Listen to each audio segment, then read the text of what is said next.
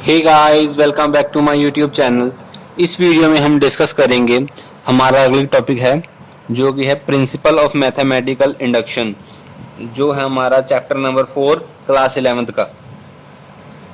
सबसे पहले हम समझ लेते हैं इंडक्शन होता क्या है।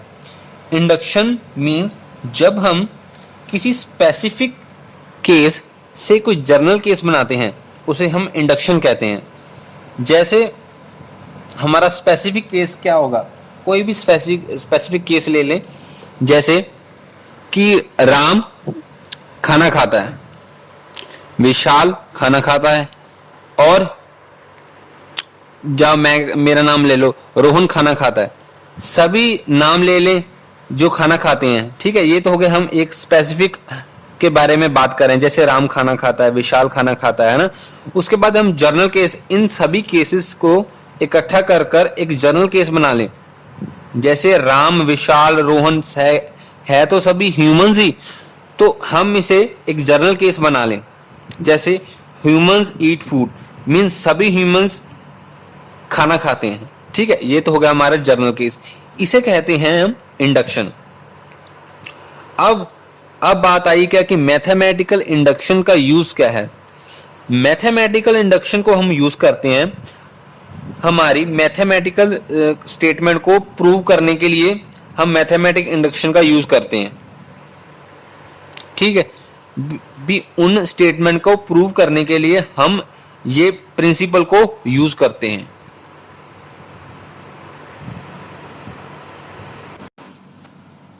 अब इसके बाद हम समझेंगे कि मैथमेटिकल इंडक्शन को किसी एग्जांपल से कैसे समझा जाता है। मान लीजिए हमने एक एग्जांपल ली है कि रेक्टेंगुलर टाइल्स की। सबसे पहले मैंने एक रेक्टेंगुलर टाइल्स को एक सीक्वेंस में खड़ा कर दिया है। उसके बाद मैंने फर्स्ट टाइल को सेकंड के ऊपर फॉल किया, सेकंड थर्ड पर ऊपर फॉल होगा, थर्ड वाला फोर्थ पर, ऐसे सभी टाइल्स गिरती चली जाएंगी। अब मैंने देखना क्या है कि हमारी कंडीशन क्या है कि फर्स्ट टाइल गिरी है या नहीं।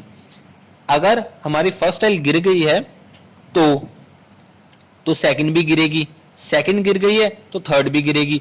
ऐसे प्रोसेस, ये कंप्लीट प्रोसेस चलता जाएगा। उसके बाद हम कोई भी एक रैंडम टाइल चूज करेंगे के। अब उसे देखेंगे वो टाइल वो टाइल गिर रही है या नहीं, ठीक है। अगर ये प्रूव हो गया कि वो टाइल गिर रही है तो उसके बाद हम अगली कंडीशन पे चल जाएंगे। वो कंडीशन हमारे पास, अब हम चेक करेंगे कि हमारी उस के कार्ड की अगली k+1 टाइल वो गिर रही है या नहीं। अगर वो गिर गई तो हमारी सभी कंडीशंस प्रूव हो जाएंगी, तो हमें सब पता चल जाएगा कि ये सभी टाइल्स एक के ऊपर एक गिर रही हैं। तो सेम प्रोसेस ही मैथमेटिकल इंडक्शन में होता है कि हम कोई भी स्टेटमेंट को पहले हम n=1 के लिए प्रूव करते हैं, ठीक है। जब वो n=1 के लिए ट्रू हो जाता है तो फिर उसको k के लिए प्रूव करते हैं। जब वो k के लिए प्रूव हो जाता है तब हम उसको k+1 के लिए प्रूव करते हैं। तब ये तीनों कंडीशन जब फुलफिल हो जाती हैं तब उसे हम एक जर्नल के लिए लिख सकते हैं। तो ये तो हो गया हमारा मैथमेटिकल इंडक्शन का कुछ एग्जाम्पल के साथ एक्सप्लेनेशन। इसके बाद हम मैथमेटिकल इंडक्शन की मैथमेटिकल स्टेटमेंट करेंगे। मान लीजिए कि हमारे पास कोई गिवन स्टेटमेंट है, ठीक है। उसे हम Pn से डिनोट करेंगे, और जो n होगा वो n किसको बिलोंग करेगा, ऑल नेचुरल नंबर।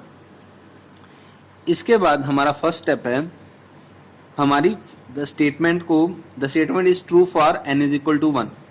हमें हमारी स्टेटमेंट को n=1 के लिए ट्रू करना है। ये हमारी होती है बेसिक, इसे बेसिक स्टेप कहते हैं।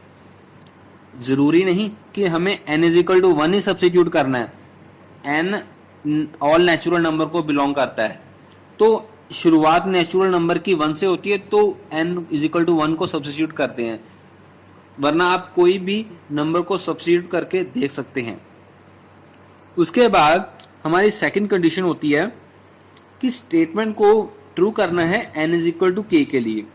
जैसे हमने एग्जाम्पल में किया था कि हमारी टाइल्स, कोई भी रैंडम टाइल्स चूज की थी, kth हमारी रैंडम टाइल्स चूज की थी, उसके लिए हमने उसे ट्रू किया था, वैसे ही हमें इस स्टेटमेंट को n is equal to k के लिए ट्रू करना है। उसके बाद फर्दर हमें इस स्टेटमेंट को k+1 के लिए ट्रू करना है। जब ये तीन कंडीशंस फुलफिल हो जाएं तो हम कह सकते हैं कि Pn ट्रू है सभी ऑल नेचुरल नंबर के लिए। ठीक है, तो उसके जैसे हम एक एग्जांपल ले लें, हमारे पास ये स्टेटमेंट है 1 square plus 2 square plus 3 square up to n square is equal to n into n+1 into n+2 2n+1 divide by 6। जैसे हमारे पास ये स्टेटमेंट है, अब इस स्टेटमेंट को हमें इस मेथड से प्रूव करना है। ठीक है, n को पहले 1 को 1 सब्स्टिट्यूट करेंगे, फिर n को k सब्स्टिट्यूट करेंगे, फिर n को k+1 सब्स्टिट्यूट करेंगे, तो हमारा इस Pn को ये ट्रू होगा सभी नेचुरल नंबर के लिए।